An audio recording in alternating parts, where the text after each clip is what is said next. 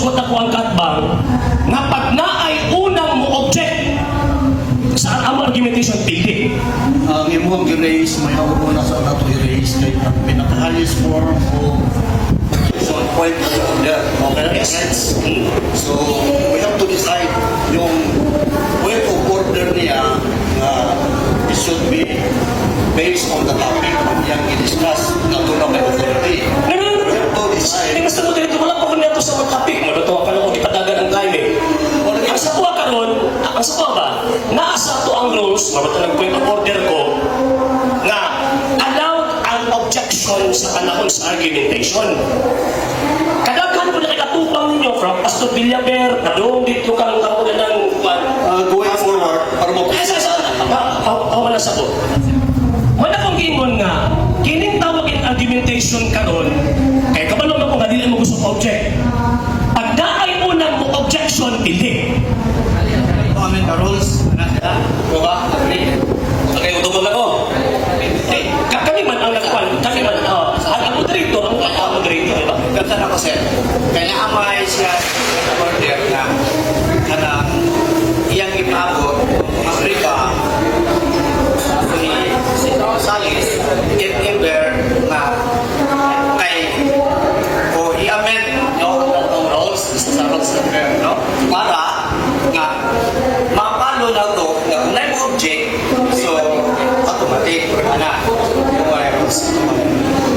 Me as moderator para tuloy-tuloy tayo objection denied invalid because we have to follow rules correct and every denied Wala kung nagpapalipsik na mag-deny man. ay sa Mr.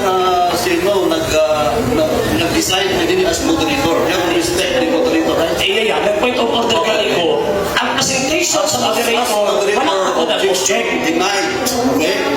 Because nag-object ka sa Point of order man ko. Baka sa objection. nag-object ka na ang rules na katong if there is objection muna mong gidesidean gidesidean na Wala ka mo nag-decide. Ikaw naman naging mo nga tao ka, magbuto pa gani mo. o nga mga mo niyang girace we have to decide mga niyang girace ang niyang girace niya point of order girace na nato ang niyang point of order gusto niya ang topic No. Ako ang ikiklaro ang point of order ba? Ayaw sa dipisi mo ang kauban. Di wala naman Ayaw ba? Ang point of order, klaro. Klaro na to ha? Klaro na to na para impartial ka. No? Okay? So, ang naa siya i-raise ni Sir RJ na usual na always happen ako na pera na ano sa about the objection kaya nga naa siya ka kung para wala yung objection no? So would you agree na ihimo na rules na anyone who object will be declared loser. Okay, ito ba to? Sige, tama. Ato na, ito ni ato ato na to. Naka-record man ta. Una niya ka-point, dua ka punto. Una, clarification sa akong stand may tungkol sa authorities sa Seventh Adventist. Clarification ang isgutan. Karon kung ngita sa clarification, ipakaro na ko na. Ikaduha ka punto. Musubot ba daw ko nga wala yung objection? Okay, hindi ko musubot po ito. Ano man, kung break ng mga tao na atay kitawag o talaga ng balaod.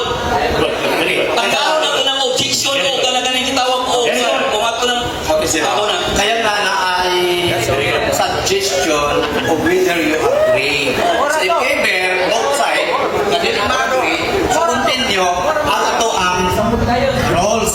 Okay? So continue. Continue. Okay, so you may start now your interpellation. Mabawag mo dito ako ang tawag ni Paklaro. Excuse me, moderator. Para yan ay stop. Why? Ingon sa ipaklaro daw sa kuha asa mabase na nahimo mo authority ang Seventh Adventist. Wala pa siya nag-question. Una istorya mo sa Wala na gani. Kanang na to. Kaya agad na mawala yung baan. Wala to ano kanina. Sige. So karon, we will proceed para di ta madugay. We will start now for the cross. Right, sa mga higala makikita na we have to follow rules. Klaro ang rules diri, tayo objections. That is why we deny. Okay? So, ay klaro na, gusto lang ko i-comment, yung comment na niya na ilapag ako.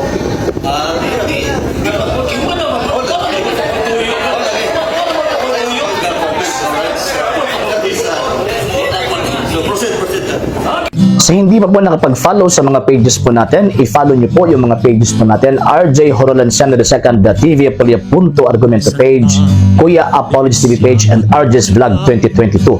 And pwede rin po kayo mag-send po dyan ng Facebook stars. And also, sa ating po mga channels, sa hindi pa po nakapag-subscribe, i-subscribe po ninyo yung mga channels natin. Dalay Catholic, Apologies International Official, RJ Samuel II TV, Kuya Apologies TV, and Mario Kawayan Religious Forum. And pwede rin po kayo mag-send po dyan ng super sticker, super chat, and super thanks. And maraming salamat po sa mga kapatid ko mga Katoliko na always pong tumutulong sa programa po natin. Maraming salamat po. Nang dahil po sa tulong at suporta po ninyo, ang programa po ito until now, andito pa rin po sa social media. And until now din po, nangangailangan pa rin po tayo sa tulong at suporta po ninyo dahil wala po kami magagawa rito mga sir, mga ma'am, kung wala po yung tulong at suporta po ninyo. Sa gusto pong tumulong, sa gusto pong sumuporta, pwede po ninyong ipadala ang tulong at suporta po ninyo sa pamamagitan po ng ating mga account numbers dyan po sa atin pong screen. And pwede niyo po kaming i-message sa atin pong page kung via remittance po yung ipadala po ninyo. Maraming salamat po in advance.